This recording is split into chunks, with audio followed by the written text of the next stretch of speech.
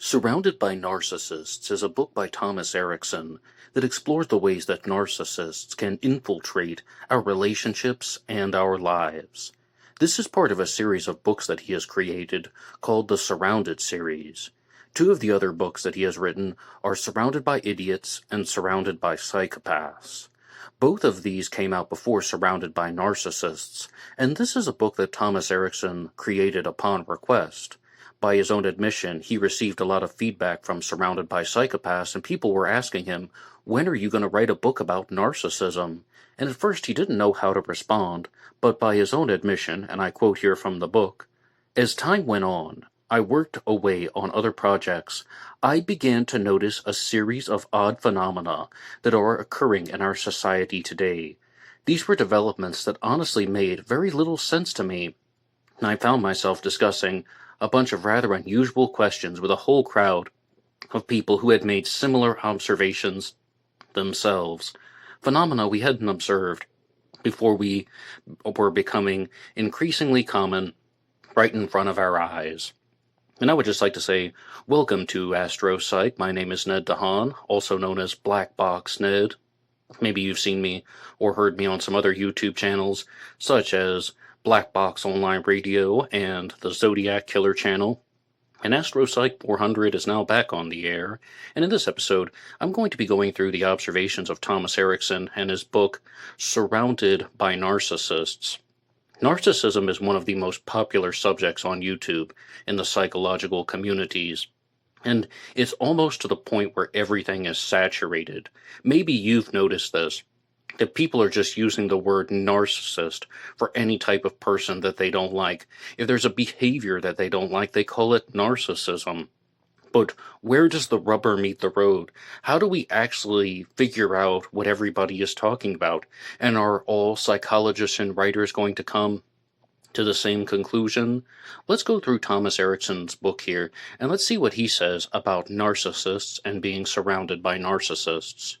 And I do have one preliminary statement that I would like to add.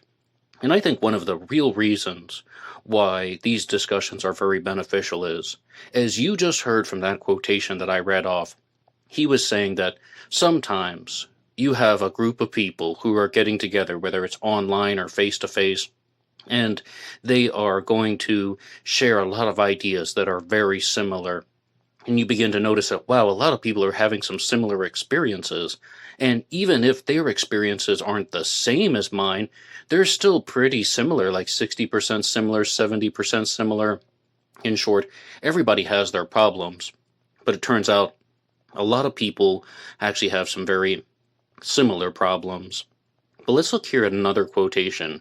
Much as I said, somebody asked Thomas Erikson, when are you going to write a book about narcissism? In the end, this question was posed to me by somebody I couldn't say no to, and you know who you are, and I began, somewhat unwillingly I might add, after some thorough investigations into the subject of narcissism. It dawned on me that I had stumbled across this explanation in a whole series of peculiarities that are making their way around the world. Narcissism, in the sense of the personality disorder defined by psychiatrists, takes its name from the character Narcissus from the Greek mythology. And I would also like to begin with a challenge question for you guys. What does narcissism mean to you? Did narcissism always mean the same thing? And it's good that he mentions Narcissus from Greek mythology, because Narcissus is a story that we use even to this day. Even when I was in junior high or high school, our teachers would talk to us about the story of Narcissus, the man who wasted away looking at his own reflection in the water because he thought he was so beautiful. And when I was younger, people would use the term narcissistic to conflate it with vanity, like a narcissist was just somebody who was very vain. But as we're going to see throughout some more expansive psychological discussions, it really becomes very clear that narcissists are not simply people who are vain. And when I was perhaps 22 or 23 years old, I was having a conversation with a family member who was in medical school, and they mentioned that they were examining a patient with narcissistic personality disorder. And she said that it wasn't so much about vanity, it was that a narcissist was somebody who thought that they could do no wrong, the same way that Narcissus is obsessed with his own reflection. This was a person, or any person, with narcissistic personality disorder would simply think that their actions are correct, justified, even if other people don't understand it, what they are doing is right, or what they are doing is acceptable to themselves, so they're going to keep doing it. But that's narcissistic personality disorder, and that doesn't even seem to be the exact type of individual that is going to be mentioned in other books on narcissism or on other YouTube channels. There's so many that talk about narcissism and narcissistic abuse, and it seems like the narcissist is somebody who is emotionally abusive. And somebody wrote this out on an episode of Radio Reddit, which is now called Radio Cube, another excellent channel that I invite people to check out. And they said that if people were to substitute the word narcissist with emotional abuser, these discussions might be a little bit more accurate. But challenge question to you guys once again, what does the word narcissist mean to you? Let's continue with Thomas Erikson's book. The people who talk about themselves incessantly, announcing their incredible knowledge, skills, experience, and credentials to the world, who feel entitled to the best of whatever life has to offer, who feel better, more attractive, and more successful than their peers, who take selfies by the hundreds, painstakingly pore over themselves to single out the best one, and then fly into a violent rage if it doesn't receive as many likes as they feel it deserves. These are the people who go to great lengths to be trendy, who put great value in being seen, and who seem to be prepared to do almost anything to stand out. They get upset when the success they're expecting fails to materialize, and succumb to the needy whining whenever things don't go their way. And perhaps you're thinking to yourself that people like this are nothing new. We used to just think to ourselves, what a jerk. Nowadays, people hardly even raise an eyebrow at this kind of thing. It's the new normal. No, I don't necessarily think that that's the new normal. I completely accept the first part of that paragraph when he said that in the past people used to just say that person is being a jerk. Maybe you could even think of narcissists. That person is being very vain. They're full of themselves. They're being arrogant. Those might be some other adjectives that would come to mind. Now, is this the new normal? No, I really don't think so, because when people are highlighted like that on social media, they're often the subject of ridicule. People make fun of them. They're posting all of this stuff, like trying to make their social media profiles look more glamorous than they actually are. People call them out in the comments section. People have discussions about celebrities who are, quote unquote, being fake. So I don't necessarily think that it's normal. If anything, it's something that is a major problem in our society when people are trying to over-glamorize themselves, but not everyone takes kindly to it. And moreover, just because someone is exhibiting this type of desire to get the reaction that they want, it doesn't mean that anybody in society is going to go along with this. A lot of narcissists are unattractive people. A lot of narcissists do not get the recognition that they want, and they will just move from person to person trying to get that type of recognition. That is called the narcissist and the supply dynamic. And I also have met people in my lifetime who might not meet the definition of being a narcissist. They might not meet the definition of being a psychopath, but they were definitely parasitic. They resembled narcissists in that way where they would go from person to person. Like, they would go to a group of people, they would be loud, be obnoxious, start making rude jokes. They would say something that was very insulting, but they would try to pass it off as humor. And if they were rejected by that person or by that group, they would just walk to the next one and just keep trying to do their act over and over again. And this is often talked about in the narcissist and supply dynamic. But what do you think? And if you have any of your own experiences that you would like to share, you can drop them in the comments section down below. You can also hit the like button and subscribe here on AstroPsych 400. And I'm hoping that new videos will be coming out every week. Families accumulating massive debt just so they can keep up with the Joneses. Parents convincing their children that they can be anything they want because of how naturally fantastic they are. Influencers whose only real achievement is appearing on social media in trendy outfits. How long has it been this way? Well, social media has not existed forever. I mean, social media didn't exist when I was growing up. social media didn't start until the mid 2000s, more or less. Maybe you had some type of online community before the mid 2000s, but really, 2005, 2006, MySpace and Facebook, you guys already know the story of that one. But in terms of keeping up with the Joneses, some people are going to be competitive, especially when someone's having a conversation and they're not trying to brag. They're just talking about getting a promotion at work and earning more money, and they're genuinely trying to celebrate. Yeah, sometimes people do get a little bit envious and they think, oh, wow, I guess I have to keep up.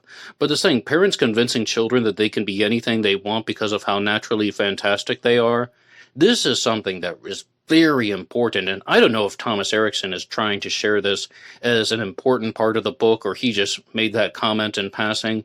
But this really is something that is a problem. And I'm going to share one of the harsh truths of reality with you guys. Some people don't even like hearing this stuff. But when they tell kids in school, you are special, you can do anything if you put your mind to it, it just fills people with nonsense. It just makes them airheaded.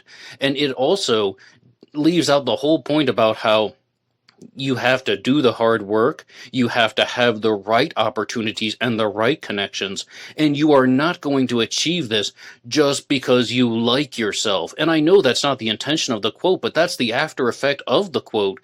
You tell people, you're special, you can do anything if you put your mind to it. Well, then some people just get full of hot air and they think, hey, I'm special, I'm good at things, my parents told me so, my teachers told me so. But in all reality, they aren't doing the specific improvements that they need to do to achieve their goals. Number one, make sure that you're working on the right problem. Number two, have a specific goal in mind to begin with. And also, sometimes you have to make the hard decisions that I'm going to do this because I think it's practical, not because it's what I want to do. And furthermore, it's just this entire clarity about what you're striving for. Are you striving for happiness? Are you striving for growth? Are you striving for a specific career? They don't tell you any of that stuff. They just say, be yourself and be happy, and you can do anything that you want because you are a special, wonderful person. No. Here's the next reason why that is a problem. You can only do what you want, and you can only be a wonderful person if at first you are already a well-mannered, civilized individual. What they don't tell you is that if you're just going to be yourself, well, then you're just going to be shouting and screaming and not paying attention to how other people feel. There are certain reasons why people don't like it when someone shouts and screams and doesn't pay attention to how other people feel, because it's annoying, it can be immoral at sometimes, it's dangerous, and it doesn't show an awareness of someone's mental faculties. So it really is this twofold response. The first one is the hot air, and it takes away the need for hard work. And the second one is that this leads to a type of self-indulgence where someone is just thinking only about how they're getting lost in their own emotions. And they're projecting out their emotions in front of other people, as well as behaviors, like I said, being loud or sometimes being physical, and they're just not paying attention to how other people feel. It's making the assumption that everybody already knows how to be nice, everybody already knows how to share, everybody already knows how to be courteous, everybody already knows how to behave in a group setting, but that's just simply not the case. And it will never be the case, because when you're with a group of 6 people who are unsupervised, you don't just immediately share things evenly among the 6 people. The only way that happens is if there's a leader who can facilitate that and administer that and monitor that.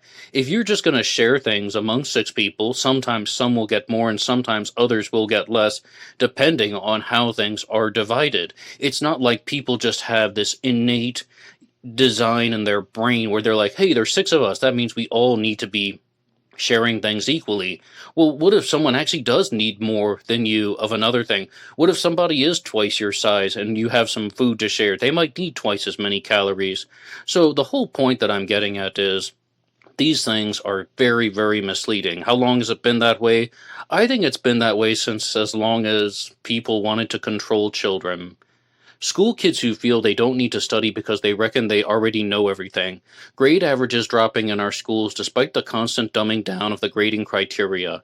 Families being run by members who have insufficient or no real experience. Teenagers choosing the family's holiday destination. Mothers buying their teenagers cars that cost more than the ones they drive themselves. Well, to provide a little bit of contrast, I mean, if somebody is buying a car for the teenager, that is their money, and I do respect freedom to the point where if someone wants to buy a car for their teenager, it might not be something that I would do myself, but that's their money and they can do what they want with it. Teenagers choosing the family's holiday destination, well, why would a teenager be excluded from the decision making process for holidays and vacations only because they're a teenager? Sometimes, and I can empathize with this as an adult, I don't necessarily care where we go on vacation, just choose something that is nice. I mean, if it's more important to you than it is to me, then you can make the decision. So I don't necessarily think that that's a bad thing. Families being run by members who have insufficient or no real life experience. Now, again, I was just watching a YouTube video about this, and I don't remember the channel or else I'd cite the source, but somebody brought up a very interesting response to this. Families being run by members who have insufficient or no real life experience. What that person said was, they didn't understand their parents when they were growing up. They didn't know why mom and dad were doing the things they were doing. They were being horribly inconsistent. It's almost like they were just making everything up as they were going. Then, that person became an adult, and he had his own children, and he realized that there were so many times when he didn't know what he was doing, he was just making it up on the spot, and just, he couldn't be consistent with everything that he stated. And he realized that just sometimes you will experience those moments in life. Families being run by members who have insufficient or no real life experience. Well, even if somebody has real life experience, it might not be relevant experience to raising children and participating in a family. So, again, I don't necessarily think that these are the best examples of narcissism. That just seems like, life for everybody. Let's keep going with the book here. University students who, rather than engaging with ideological opponents in debate, form mobs to shout and cause enough ruckus to make sure that their speakers that they disapprove of won't be able to make themselves heard. Well, if anything, that's extremely annoying. Individuals who openly admit that they would do anything, literally anything, in order to be successful. Successful at what? One ponders.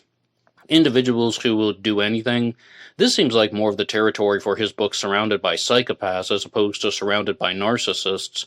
But sometimes people will do anything within the terms of the law, not because they respect the law, but because they don't want to be punished, and other people will do almost anything and even break the law because they think it's only wrong if I get caught. Or, if we're going to talk about narcissists and psychopaths, then I also want to be very clear about something.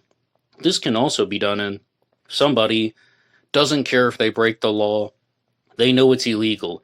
They know that what they're doing is even morally wrong, but they choose to do it anyway because they believe that bad things were done to them.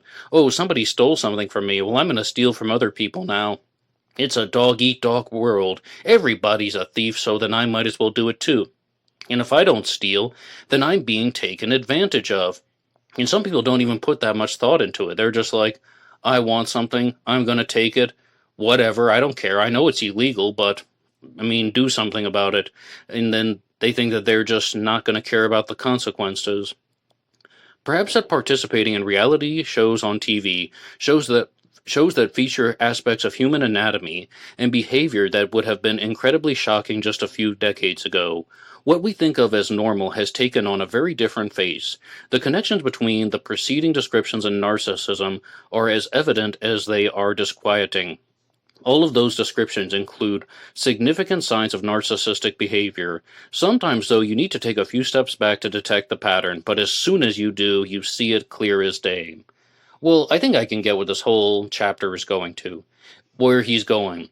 And he's trying to say with the inventions in relation to electronic media, we are becoming more superficial. We are becoming more self-serving.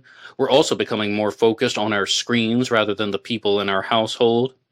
And it might be easier to let people make certain decisions because even the parents are also going to be focused on their screens, electronic communication, TVs, telephones, all of those things. But I don't think that's the root issue. I totally think you can have a stable family and have smartphones and TVs.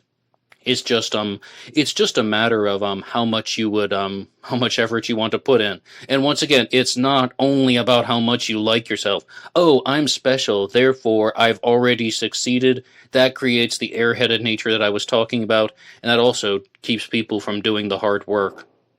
Now we have another chapter here. Psychologists are more or less in agreement that clinical narcissism occurs in somewhere between 1 and 2% of the population. Okay, this is clinical narcissism, but think about everything that I said at the beginning about how people are using these terms to talk about things such as just being a jerk, about just being mean, any behavior they don't like as a narcissist. And before you think, well, that stuff doesn't apply to clinicians, so I don't care. Well, it's very, very prevalent.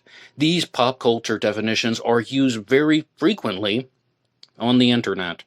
However, there is no absolute consensus on the subject, and different researchers quote different sets of figures. Okay, sometimes you gotta read the next sentence. There, boom, bingo. Is exactly what I was just saying. So, some people are in agreement. Disagreement and argument over these issues is rife in life, but for our purposes, 1 or 2% will be accurate enough. You might think that doesn't sound like too many. 1% is a very small ratio, like a tiny glitch in the system, but then again, that would mean that Sweden, my own country of residence, he's from Sweden, not me, I'm from West Virginia, would be home to somewhere between 100,000 and 200,000 narcissists. Well, I also want to be very clear. 1% is not a small percentage in terms of a behavior, because if you're going to look at 1%, this was explained to me throughout the book Surrounded by Psychopaths, also by Thomas Erikson, as well as in other books by, let's say, Robert Hare and Dr. Martha Stout, who wrote The Sociopath Next Door. And what they say is with psychopaths, maybe between 1 and 4% of the population are psychopathic. Thomas Erikson estimates that 3% of the population is psychopathic. So that means that if you have a classroom with 30 people in it, there's a chance that one person in that classroom is going to be a psychopath. If you have 3 classes a day, then maybe one person out of those 3 classes would be a narcissist.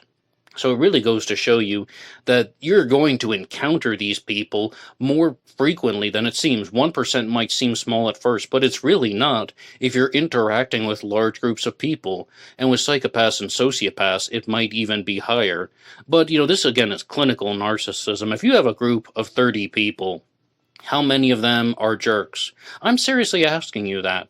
If you have a group of 30 people, how many of them are jerks? I would estimate 28 to 29, because a lot of people will have different layers of their personality. They might not appear the same way all the time, and they're not being fake. They just have multidimensional personalities. This is something that is so shocking to humanity. When people are, behaving differently around different groups of people. Around this one group of friends, they're very loud. Around this other group of friends, they're very quiet. When they're in school, they look like they're paying attention, but they're not. They're just thinking about something else. Or maybe when they're going to work, they're being extremely professional. And outside of work, they're just being very just loud and boisterous. And they're just like, I don't actually like anything that I do at my job. I'm just acting that way because I'm at work. And that's not fake. There are different aspects of the personality. Someone can be professional, but also be somewhat indifferent. Someone can behave a certain way because it's their duty to do so, but then they're actually thinking and feeling something different. Someone can be very comfortable and relaxed around one group of people, and they might not be feeling that same way around another group of people. And that's not acting, it's not being unrealistic, it's just there are different sides to people's personalities. And this shocks everybody. I think that most people have this conception that human beings just have to behave the same way all the time, or the way that you act at home when no one else around is your true core personality. and everything else is just a facade. I don't accept that. I mean, sometimes I do watch what I say when I'm around other people, and I don't think that that's being fake. I mean, I genuinely don't like saying things that hurt other people's feelings. I think that that's a very realistic side of my personality. And other times, if I'm around people who can take a joke, then I will use profane and obscene humor because I know that they find that stuff funny too. So you can behave differently around different groups of people. But let's keep going here. Applying the same percentage globally gives us a population of between 70 and 140 million narcissists.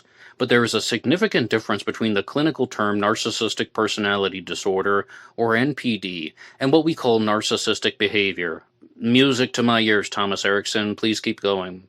The latter is exhibited by people who display obvious narcissistic tendencies without having a received clinical diagnosis. Later in this book, I will be giving you a series of examples of what I have come to refer to as narcissistic culture. This is when narcissistic behaviors become increasingly prevalent in various levels of society. One example of this would be an increased emphasis on the self. International research suggests that in Western culture, this is exhibited by closer to 10% of the population, maybe even more than that. Some people have even suggested 15 to 20%. Well, you mean like 15 to 20% of people are selfish and full of themselves and they act like a narcissist even though they're not clinical narcissists? I would expect that would be at least 20%. Just the thought of applying this percentage to a global population is enough to make me feel like I need to lie down.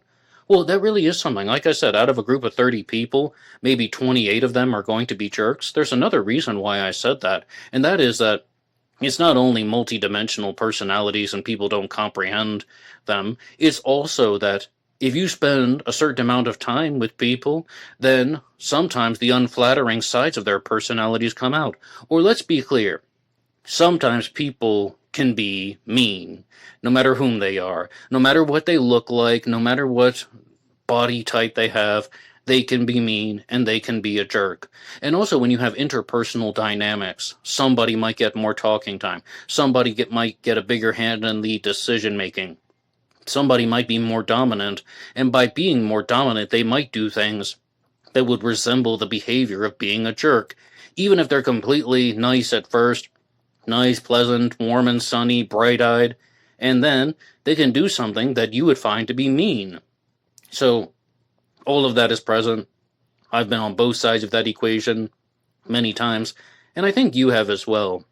So, I would just like to ask you guys, in conclusion to this short episode here for AstroPsych 400, have you ever experienced any of these things? Have you ever experienced these types of behaviors? Do you agree or disagree with my comments? I would love to know. And one final paragraph. Narcissists do genuinely strive for perfection, particularly in the eyes of others. They want everybody to view and think of them as the most beautiful, most intelligent, most informed, fittest, best dressed, wealthiest, and most successful and happiest people in the entire world. However, there is an obvious problem here. The goal is both irrational and completely unattainable. And this is a very good concluding point because now he's finally at a point where we have described narcissism, talking about this narcissistic culture and the narcissists that you're going to experience in your day-to-day life. Because I think a lot of narcissists think that way about themselves, but it's like what I said in terms of being a parasite. As soon as somebody doesn't think like that about them, they move on to someone else. Or even if the person isn't showing signs of approval, as long as they are going along with the narcissist agenda, the narcissist will want them around. And if that person breaks free or breaks the mold or rejects them or tells them to get away, or they point out, no, you're not the best dressed person. No, you're not the smartest person. No, you're not the most likable person. Here are all of these problems that you have. Then they'll just move on to somebody else. It's almost as if they're choosing to live in this self-fueled illusion where they are superior to other people and that they have this type of almost either near perfect or perfect aspect to their lives. And if that illusion is shattered, then they might feel bad for a second. They might move on to someone else. But where did I hear this one?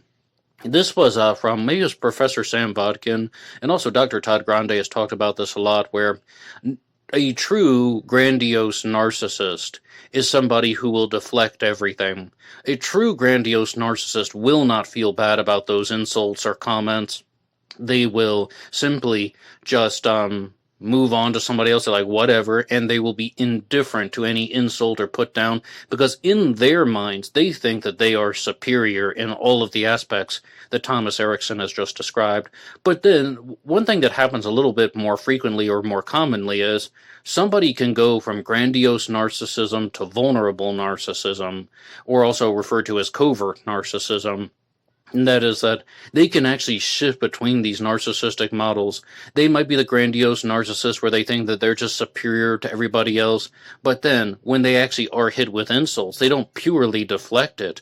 They are affected by it to the point where their personality shifts into that of a vulnerable narcissist who begins to doubt other people, recalling all types of bad things that happen to them, almost a more neurotic type of narcissist, replaying conversations in their mind, looking for the flaws in other people. So narcissists can function in a variety of ways psychologically. But thank you so much for listening to my brief introduction to Surrounded by Narcissists by Thomas Erikson, part of his Surrounded series. One more time, my name is Box Ned, and I am not a psychologist, I'm not a psychiatrist, I am not a therapist or anything of the sort. I am only somebody who reads books and watches videos and explores this content, but I've been doing it for 30 years, and I'm sharing all of my observations with you here. I also run a YouTube channel that talks about unsolved mysteries called Black Box Online Radio, which is available on YouTube, Spotify, and Apple Podcasts. On Apple Podcasts, it's available under the names Black Box Podcast or Black Box True Crime. And you can always hit the like button and subscribe one more time over here on AstroPsych. I'm going to be using this channel a little bit more frequently to put out some episodes, talking to you guys about all kinds of stuff. And hopefully, in the future, I will be able to do some much bigger presentations on Thomas Erikson's work. I would love to do a bigger one on Surrounded by Psychopaths. I absolutely connected with the material in Surrounded by Psychopaths better than Surrounded by Narcissists.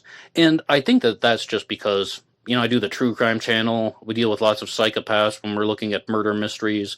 But anyway, thank you so much for listening to this episode one more time. And there is a page that you can follow on Facebook called True Crime Designs, where you can see the images from this program. They are archived on True Crime Designs on Facebook. Please follow. And I'll see you guys on Monday for a new episode about the Zodiac Killer. Until next time.